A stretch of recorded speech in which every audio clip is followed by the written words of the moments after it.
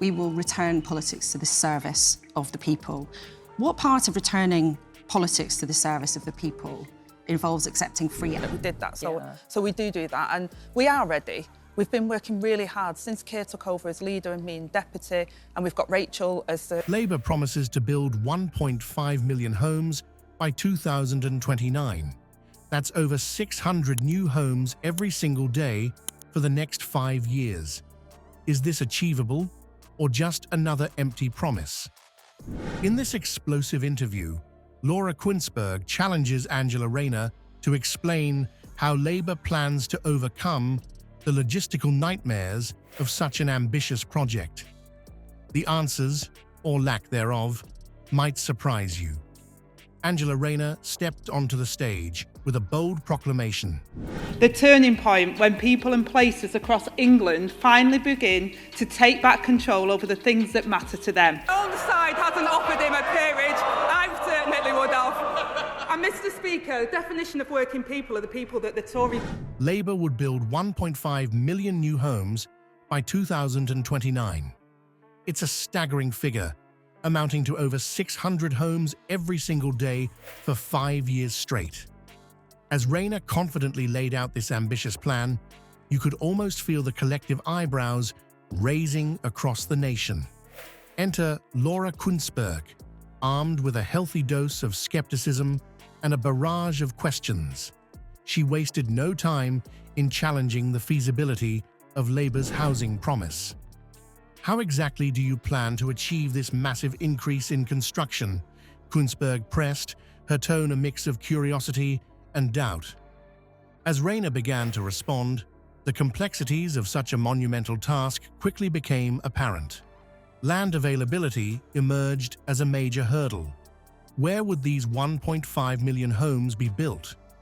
Urban areas are already densely populated, and expanding into green belts is a contentious issue. Then there's the labyrinth of planning permissions to navigate, a process notorious for its sluggishness and bureaucratic red tape. Break the rules. Well, first of all, I didn't go to New York with another person. That person went to New York, and I met up with them, and I met up with a number of friends while I was in New York. But the challenges don't stop there. The UK construction industry is grappling with a severe workforce shortage. Experts have pointed out that finding enough skilled labourers to meet this accelerated building schedule is a daunting task in itself. And let's not forget about materials. Sourcing and transporting the sheer volume of bricks, timber, and steel required for such a massive undertaking is no small feat.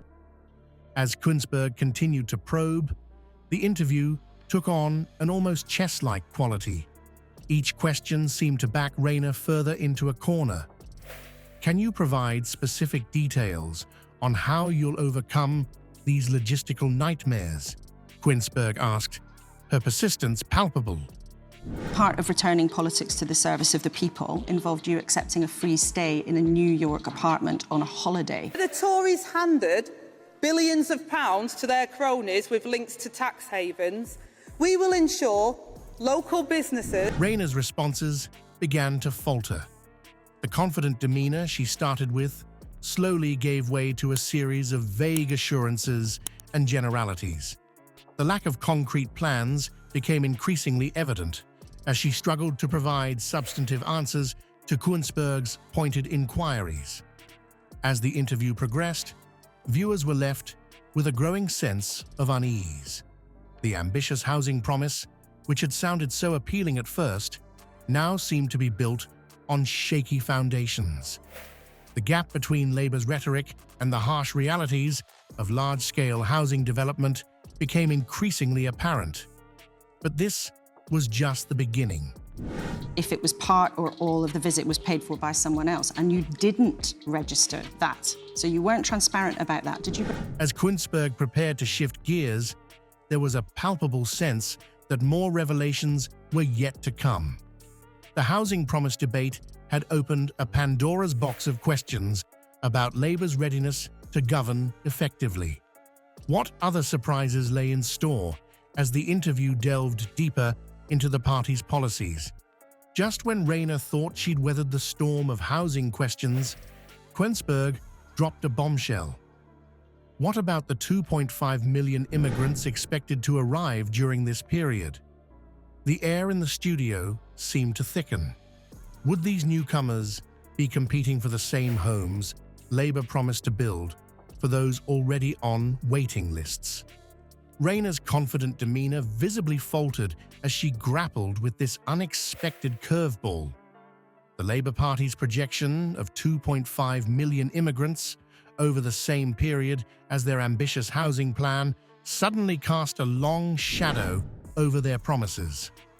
How could they possibly accommodate both the current housing crisis and this influx of new residents? The numbers painted a stark picture. With over 1 million people already languishing on council house waiting lists, the addition of millions more potential home seekers threatened to overwhelm an already strained system. Kuenssberg pressed on, her questions becoming more pointed. Well, first of all, I was on holiday in New York. I paid for my holiday in New York, but as friends do, a friend allowed me to stay. I often allow people to stay at mine. Ever amount for sustainable food production in the UK, and it's alongside £60 million, Mr. Speaker, to support. How many of these 1.5 million homes will be allocated to immigrants? She asked, her tone a mix of curiosity and challenge. Rayner's response was a masterclass in political evasion. She spoke of Labour's commitment to fairness and equal opportunity, but concrete answers remained elusive. The more she talked, the more apparent the contradictions in Labour's housing strategy became. On one hand, they promised to solve the housing crisis for current residents. On the other, they seemed unprepared for the housing demands of the very immigrants their policies would welcome. And I went beyond the rules is because that person had donated to my deputy leadership, who happens to be a friend, but is a politician in their own right. The last 183 years, the strength and the character of the people of my constituency has not changed. As Rayner fumbled through explanations, viewers could almost feel the ground shifting beneath Labour's feet. The grand vision of 1.5 million new homes, already under scrutiny for its feasibility, now seemed even more like a pipe dream. How could they possibly build enough to satisfy both current demand and the needs of newcomers? Kuenssberg, sensing blood in the water, pressed harder. She highlighted the logistical nightmare of accommodating an additional 2.5 million people in a country already struggling with housing shortages. Each question seemed to further expose the lack of detailed planning behind Labour's bold promises. As the interview progressed, it became clear that Rayner's contradictory statements on housing availability had painted her party into a corner. The promise of homes for all rang hollow in the face of these hard realities. With each stumbling response, the credibility of Labour's housing strategy eroded further. I felt I should declare it, and I did declare it. But you were accepting accommodation from a wealthy Labour donor, whether they were a friend or not. Ending fire and rehire, and we will bring in basic rights from day one on the job. But Kuenssberg wasn't done yet. As Rayner struggled to regain her footing, the interview took another unexpected turn. Now, let's talk about politicians accepting favours, Kuenssberg said, her tone suggesting that the housing debate was just the tip of the iceberg. Morning, as you went to New York with someone who was then another Labour MP, Sam Tarry. The rules state that this needs to be registered. What other ethical quandaries awaited in this roller coaster of an interview? As the dust settles on this explosive interview, Labour's grand housing promises lie in tatters.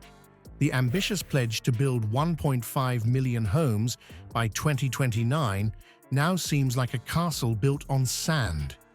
Angela Rayner's inability to explain how they'd overcome land shortages, planning hurdles, and workforce issues leaves voters questioning Labour's grasp on reality.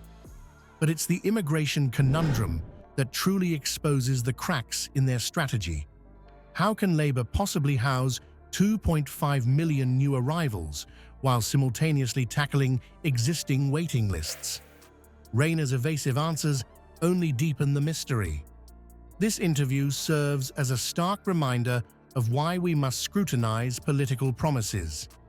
It's not enough for politicians to paint rosy pictures. You think looks acceptable to people watching this morning? I think the important thing is, somebody allowed me to stay at their apartment for a few days. No fun not having money. It's no fun if your fridge freezer breaks and you've got no means of replacing it, or your kids come up. They need concrete plans to back up their words. As voters, we have a responsibility to demand transparency and hold our leaders accountable.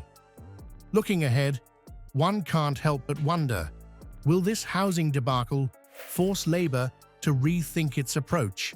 Or is this just another chapter in the long saga of broken political promises? The future of UK housing policy and public trust in politics hangs in the balance.